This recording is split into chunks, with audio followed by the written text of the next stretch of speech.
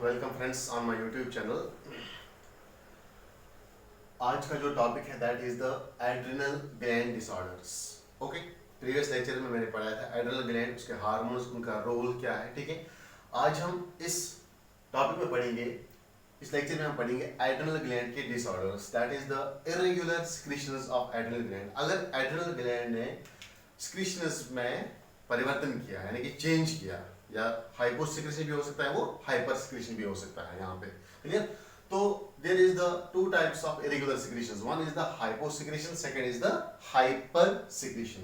Hypo secretion is also known as the hypoadrenalism, whereas the hypersecretion is also known as the hyperadrenalism. Okay, अगर मैं बात करूँ यहाँ पे मेनली टू हार्मोन्स का हाइपोएड्रेनलिज्म होता है, यानी कि दो हार्मोन्स की हाइपोसिक्रीशन होती है। These two hormones are released from the adrenal cortex. Okay, कौन कौन सा हार्मोन है वो? एक है aldosterone, one is the aldosterone and second one is the cortisol. Cortisol, the major hyposecretion caused here, that is the cortisol. cortisol की major hyposecretion effect पड़ता है cortisol पे। ओके, इसीलिए इस डिजीज का दूसरा नाम है हाइपोकॉर्टिसोलिज्म। हाइपरकॉर्टिसोलिज्म, हाइपोकॉर्टिसोलिज्म। ओके, हाइपोसिक्रेशन से हाइपोकॉर्टिसोलिज्म, क्योंकि इसमें ये जो डिजीज है इसमें कॉर्टिसोल का जो प्रोडक्शन है वो नॉर्मल लेवल से कम होता है। ओके, तो बात करेंगे यहाँ पे हम हाइपोकॉर्टिसोल कैसे होता है। This disease is also known as the Addison's disease. ये चीज याद रखना, this is also known as Addison's disease. Addison disease को इसलिए बोलते हैं क्योंकि एक पर्सन था, थॉमस एडिसन का नाम उसका था, थॉमस एडिसन। थॉमस एडिसन ने पहली बार एंडोक्राइनोलॉजी में एक डिजीज फाउंड की जो इससे पहले किसी पर्सन ने आइडेंटिफाई नहीं किया था कि एड्रिनल ग्लैंड की वजह से, इसके हाइपर और हाइपोसिक्रेशन की वजह से ऐसे डिजीज होते हैं। तो हाइपोसिक्रेशन की वजह से एक डिजीज होती है हाइपोकॉर्टिकोलिज्म, ये सबसे पहले फाउंड किया है एडिसन ने, थॉमस एडिसन ने। तो इस बेस पे इस डिजीज का नाम रखा गया है एडिसन डिजीज। और इस एडिसन को आज भी लोग याद करते हैं एंडोक्राइनोलॉजी में कैसे, क्योंकि इसका जो एडिसन है इसको कहा गया फादर ऑफ एंडोक्राइनोलॉजी। एंडोक्राइनोलॉजी का फादर है Addison due to this reason. Okay, तो अब यहां पे हम आएंगे इसके काज पे। What are the causes? क्या काज हो सकता है इस हाइपोसिक्रेशन का, क्या काज हो सकता है इस एडिसन डिजीज का या हाइपोकॉर्टिसोलिज्म का काज? इसके पास यहाँ पे मेनली दो काज होते हैं। नंबर वन काज ये है कि कैसे हाइपोकॉर्टिसोलिज्म होता है। नंबर वन काज ये है कि अगर पिट्यूटरी ग्लैंड से ACTH की सिक्रीशन कम हो जाएगी। मैं लिखूंगा यहाँ पे, if there is the hyposecretion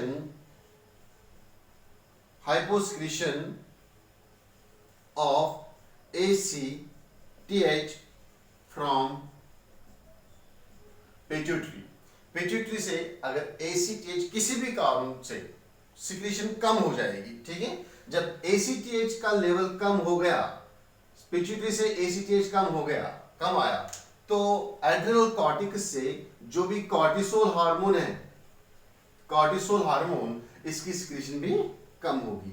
okay, इसकी सिक्रीशन पे ज्यादा इफेक्ट पड़ेगा than that of the aldosterone. अगर मैं एल्डोस्टेरोन की बात करूंगा, एल्डोस्टेरोन की, वो भी उसमें भी इफेक्ट पड़ेगा, लेकिन उसका इफेक्ट कम होगा। ज्यादा इफेक्ट किस पे होगा? कॉर्टिसोल पे। ओके, तो ये एक काज था। सेकंड काज इसका ये हो सकता है, this is Addison disease is known as the autoimmune disease. Autoimmune disease means अगर हमारा ही इम्यून सिस्टम हमारे ही एड्रिनल कॉर्टिकस के खिलाफ काम करेगा, हमारे एड्रिनल कॉर्टिकस के सेल्स को डिस्ट्रॉय करेगा, वो भी एक कारण है। यहां पे मैं लिखूंगा ऑटोइम्यून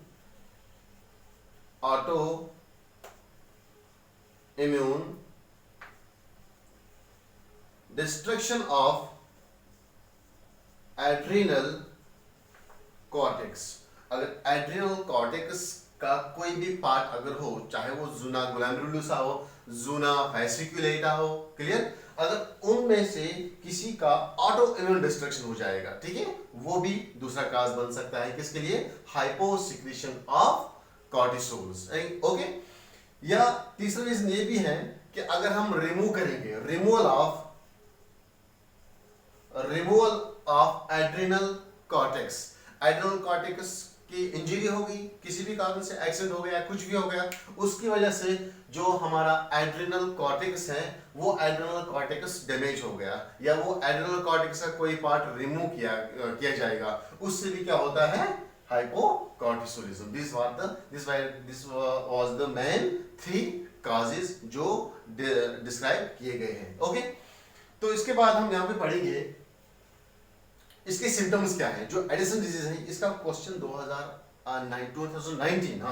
2019 में ये क्वेश्चन आया था कि Addison disease match of the following, question में आया था Edison disease is related with which of the following condition. वहां पे एक कंडीशन था हाइपोकॉर्टिसोलिज्म, आप देख सकते हो 2019 का क्वेश्चन था ये। नाउ इसके सिम्टम्स क्या क्या होंगे, symptoms of Addison disease, okay. Number 1 symptom, अगर मैं सिम्टम की बात करूंगा, सबसे पहले क्या होगा,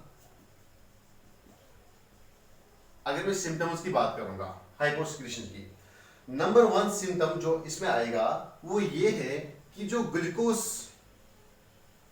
मेटाबॉलिज्म हो रही थी बॉडी में स्ट्रेस आने से, क्लियर, वो ग्लूकोज मेटाबॉलिज्म कम हो जाएगा, यानी कि रिड्यूस हो जाएगा। क्यों रिड्यूस हो जाएगा, क्योंकि हाइपोसिक्रीशन हो रही है किसकी, एड्रिनल कॉर्टेक्स हार्मोन की, हाइपोसिक्रीशन होती है किसकी, कॉर्टिसोल की। तो ग्लूकोज लेवल मेटाबॉलिज्म कम हो जाएगा, सेल्स के अंदर ग्लूकोज लेवल फॉल होगी, कम होगी, इससे क्या होगा, hypoglycemia. This condition leads hypoglycemia. जब भी बॉडी में हाइपोग्लाइसीमिया होगा तो आदमी जो है it feels weakness and fatigue, weakness and fatigue. अगर ये वीकनेस एंड फैटिग कंटिन्यू रहेगी तो इसकी वजह से आदमी की डेथ हो सकती है। It may Leeds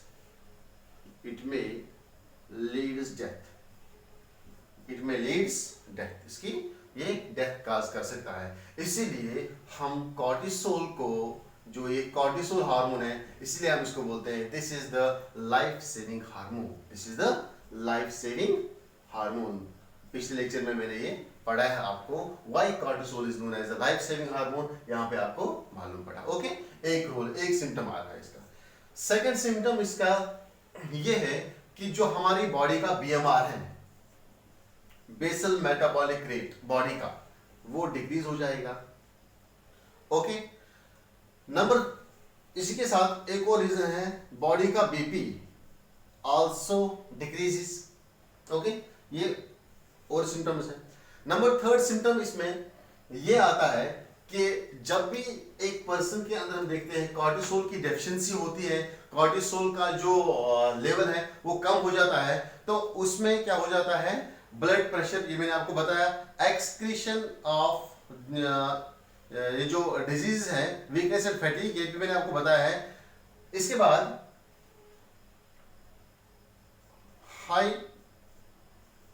hyperkalaemia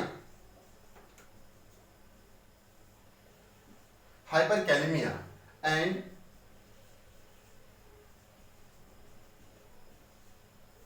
हाइपोनाइट्रीमिया, hyperkalaemia and हाइपोनाइट्रीमिया। कैसे हो सकता है हाइपरकैलेमिया एंड हाइपोनाइट्रीमिया?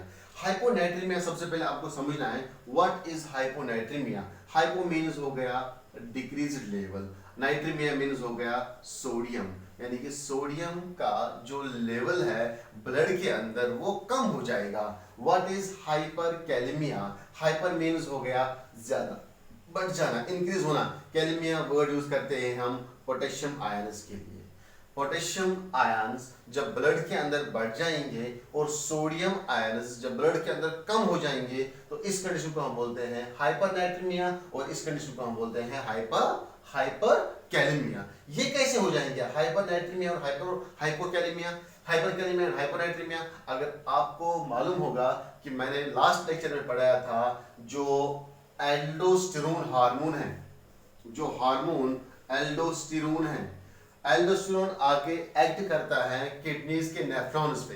नेफ्रॉन्स पे एक साइट होती है डीसीटी, डीसीटी में वो क्या करता है, मोर सोडियम रीअब्सॉर्ब कराता है, यानी कि नेफ्रॉन से सोडियम लेके चला जाता है ब्लड के अंदर, ओके, और ब्लड से पोटेशियम पॉजिटिव आयन लेके जाता है यूरिन के अंदर, क्लियर? अब अगर एल्डोस्टेरोन नहीं आया, डेफिशिएंसी हो गई एल्डोस्टेरोन की, तो क्या ब्लड के अंदर जो पॉजिटिव आयन ऑफ कैल्शियम थे, क्या वो ब्लड से यूरिन में आ सकते हैं? नहीं आ सकते हैं, क्योंकि उनको लाने वाला हार्मोन ही वहां पे नहीं है। इसी तरह जो यहाँ पे नेफ्रॉन के अंदर डीसीटी के अंदर ज्यादा से ज्यादा नाइट्रोजन, ज्यादा से ज्यादा सोडियम था, क्लियर? वो सोडियम आके अब यूरिन में लॉस हो जाएगा। क्यों? क्योंकि वो सोडियम जो है वो ब्लड के अंदर रीअब्सॉर्ब नहीं हो सकता है। उसको रीअब्सॉर्ब कौन कराता था? एल्डोस्टेरोन। लेकिन अब एल्डोस्टेरोन की डेफिशिएंसी होगी, एल्डोस्टेरोन नहीं आया यहाँ पे, तो क्या हो सकता है यहाँ पे? हाइपोनाइट्रेमिया इन द बॉडी, बॉडी के अंदर हाइपोनाइट्रेमिया काज हो सकता है। इसीलिए मैंने आपको एक और फंक्शन बताई थी एल्डोस्टेरोन की, कि ये वाटर एब्जॉर्प्शन भी कराता है हमारे डीसीटी से, ये हमारे नेफ्रॉन्स की डीसीटी से ये वाटर लेके जाता है ब्लड के अंदर। लेकिन जब यहाँ पे एल्डोस्टेरोन नहीं आया तो वाटर भी रीअब्सॉर्ब यहाँ पे नहीं हो सकती है। That means more and more water is lost through the urine. This condition is known as the dehydration. Dehydration, ये जो मैंने यहाँ पे सिम्टम्स बताए, hyperkalaemia and hyponatraemia, and last one is the dehydration. These are the symptoms of the low volume of aldosterone. Aldosterone का अगर deficiency हो जाएगी बॉडी के अंदर, hyperkalaemia, hyponatraemia and dehydration cause होगा। ओके, तो this was all about the cortisol and deficiency of cortisol and deficiency of aldosterone. Now अब दूसरे पे आ जाओ, that is the hyper secretion of aldosterones and hyper secretion of cortisol. अगर cortisol की hyper secretion हो जाएगी, क्या हो सकता है? Okay, now hyper secretion of adrenal cortex hormone. Majorly यहां पे कौन सा हार्मोन होता है? मेजर हार्मोन जो है वो कॉर्टिसोल। कॉर्टिसोल हार्मोन जो है, इसकी हाइपर सिक्रीशन होती है। हाइपर सिक्रीशन बोले तो इसकी सिक्रीशन नॉर्मल से ज्यादा होती है, इंक्रीज हो जाएगी। इसके लिए रीजन क्या है? सबसे पहले मैं इसका नाम और एक नाम बताऊंगा। यहाँ पे कॉर्टिसोल इंक्रीज होता है तो इसको मैं बोलता हूं hyper cortisolism, also known as hypocortisolism. इसी डिजीज का एक और नाम है, that is known as Cushing's disease, known as Cushing's disease. Cushing's क्या है? This is the group of symptoms, okay, उनको नाम रखा गया है कुशिंग्स सिम्टम्स और कुशिंग्स डिजीज। ओके, तो ये हाइपर, इसका काज आपको बताऊंगा, हाइपर कॉर्टिसोलिज्म का मैं आपको काज बताऊंगा। Now what is the cause? क्या काज है इसका? हाइपर ज्यादा होता है। सबसे पहला रीजन ये है, there is the hyper secretion of ACTH, adrenocorticotropic hormone. कहां से रिलीज होता है? पिट्यूटरी ग्लैंड से। पिट्यूटरी ग्लैंड को कौन सिग्नल देता है कि अब आपको ACTH रिलीज करना है? इसको हाइपोथैलेमस सिग्नल देता है कि आप ACTH रिलीज करो। अगर हाइपोथैलेमस से सिग्नल ज्यादा आया तो यहाँ पे इसकी सिक्रीशन ज्यादा होगी, एक कारण हुआ है। दूसरा कारण क्या है? दूसरा रीजन क्या है? ACTH जब इंक्रीज होता है पिट्यूटरी से, अगर पिट्यूटरी में कैंसर हो जाएगा वो सेल्स के अंदर, जो सेल्स सिक्रीट करती है ACTH, ठीक है, pituitary cancer also leads the increasing amount of ACTH hormone. जब ACTH हार्मोन इंक्रीज होगा तो यही ACTH किस पे आएगा, हमारे एड्रिनल कॉर्टेक्स पे। और एड्रिनल कॉर्टेक्स में क्या करेगा, मैं यहाँ पे एक टेबलेट फॉर्म में लिखूंगा। एड्रिनल कॉर्टेक्स, ACTH की सिक्रेशन ज्यादा होगी एड्रिनल कॉर्टेक्स पे, तो एड्रिनल कॉर्टेक्स से यहाँ पे दो हार्मोन्स प्रोड्यूस होते हैं mainly. One is known as the fasciculata से, जो मैंने बताया था आपको, फैसिकुलेटा से क्या होता है, कॉर्टिसोल।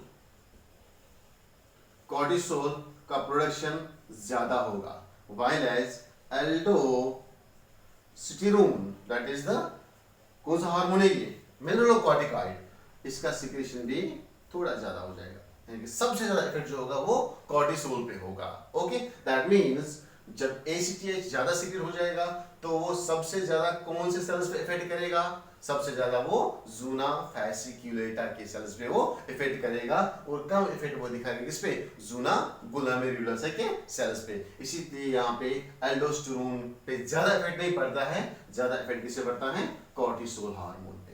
ओके, तो अब हम इसका, ये है इसका काज, ठीक है। और एक काज है इसमें, फॉर एग्जांपल कभी कोई भी बीमारी लगती है बॉडी में, कोई भी डिजीज आती है बॉडी में, हम जनरली डॉक्टर्स को जाते हैं तो डॉक्टर जनरली वहां पे स्टेरॉइड ड्रग्स देते हैं। स्टेरॉइड ड्रग्स जो है उनकी एक्शन फास्ट होती है। ओके, तो हम जनरली बोलते हैं कि स्टेरॉइड ड्रग्स ज्यादा नहीं खानी चाहिए, क्योंकि वो किडनी पे एक्ट करते हैं, वो हमारी बॉडी में बहुत सारे सिंड्रोम्स लाते हैं।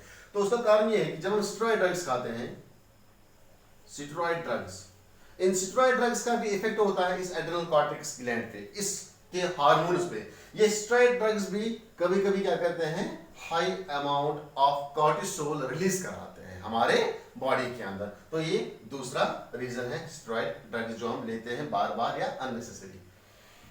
नाउ ये काज हुआ इसका, इसके बाद हम आएंगे इसके सिम्टम्स पे। What is the symptoms of hyper cortisolism? Symptoms,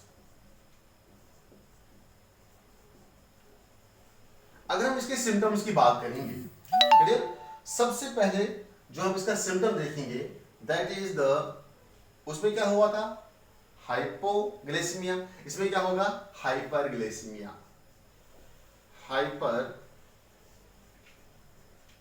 hyperglycaemia that means blood के अंदर ग्लूकोज जो है वो बढ़ेगा।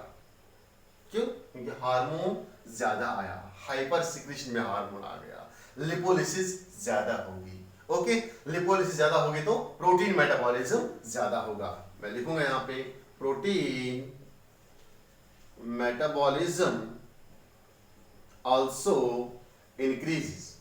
जब प्रोटीन मेटाबॉलिज्म ज्यादा होगा तो बॉडी में क्या होगा, बॉडी में इलांगेट बॉडी जो है वो इलांगेट हो जाएगी, यानी कि एबनॉर्मल ग्रोथ, एबनॉर्मल ग्रोथ। क्योंकि जब प्रोटीन जो है उनकी मेटाबॉलिज्म ज्यादा होती है तो प्रोटीन का काम होता है बॉडी बिल्डिंग्स ऑफ द, हमारी बॉडी के वो बिल्डर्स होते हैं। तो इस तरह यहाँ पे एबनॉर्मल ग्रोथ होगी। तो इस पेशेंट में जब हम देखते हैं तो इसकी टांगे जो है वो बहुत लंबी होती हैं, ठीक है, thin legs, thin and longer legs. Okay, एक और सिम्टम यहां पे आएगा moon shaped face and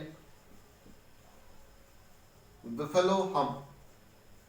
moon shaped face and buffalo hump। Moon shaped face means body की जो बॉडी की स्किन है, स्किन के अंदर ये जो फैट है वो डिपॉजिट होता है, क्लियर। इसकी वजह से इसका जो फेस है वो गोल गोल दिखता है, मून शेपर्ड दिखता है, इसलिए इस पर्सन को हम बोलते हैं मून शेपर्ड फेस। ओके, और buffalo hump मींस जो इसके ये गर्दन होती है, इस पे बहुत सारा फैट चढ़ता है, मतलब ये आइडेंटिफाई नहीं हो रहा है कि जो नेक है इसके पास नेक सेपरेट है या नहीं है, क्लियर। क्योंकि यहाँ पे ये बिल्कुल भी जो हमारे नेक का ये पोर्शन होता है ये बिल्कुल गायब होता है, हमारा नेक जो है वो फेस के साथ मिलता है और ये हमारी बॉडी के साथ ऐसे कनेक्ट करता है इसको, इसीलिए इसको हम बोलते हैं buffalo hump। ओके, और एक चीज यहाँ पे होती है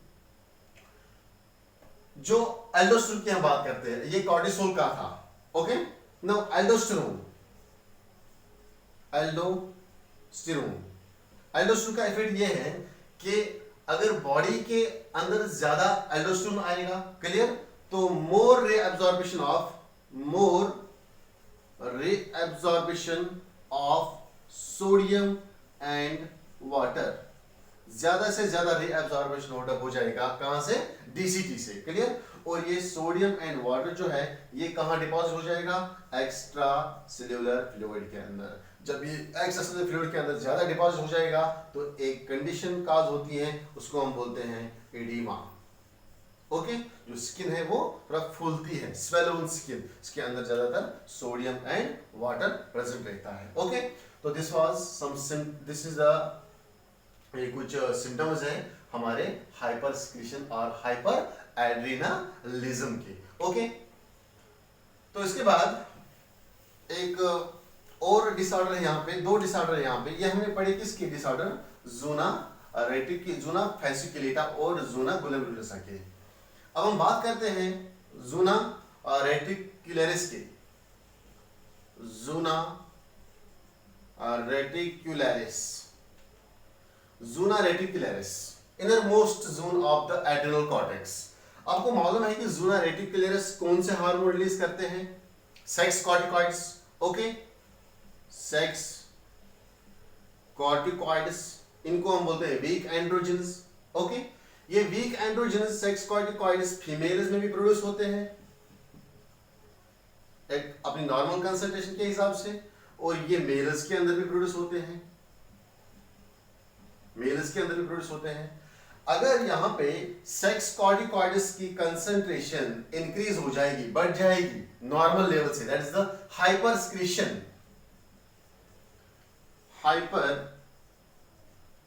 सिक्रीशन ऑफ सेक्स कॉर्टिकॉइड्स। अगर hyper secretion of sex corticoids in female में हो जाएगा, क्लियर, तो इस डिजीज को हम बोलते हैं एड्रिनल वायरलिज्म। एड्रिनल वायरलिज्म काज होता है फीमेल्स के अंदर। ओके, अगर मेल्स की बात करूंगा, मेल्स में अगर hyper secretion of sex corticoids हो जाएगा, यानी कि सेक्स कॉर्टिकॉइड्स नॉर्मल से ज्यादा सिक्रेट हो जाएंगे, तो यहां पे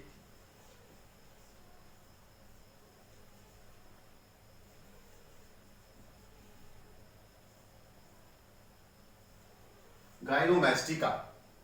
Okay, one is known as the adrenal varilism and second is known as the gynecomastia. Okay,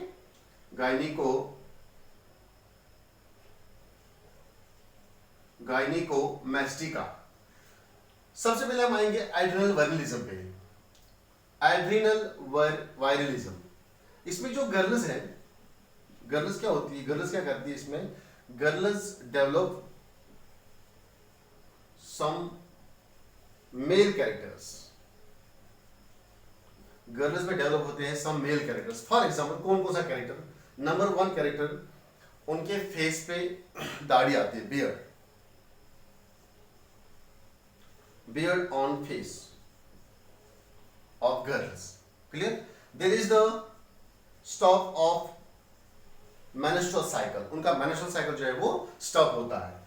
और एक यहाँ पे सिम्टम आता है इस एड्रेनल वायरलिज्म के अंदर, वो ये है कि जो इनके यूट्रस है, यूट्रस एंड ओवरीज, वो रिड्यूस्ड साइज होता है उनका, they are having reduced size, ठीक है।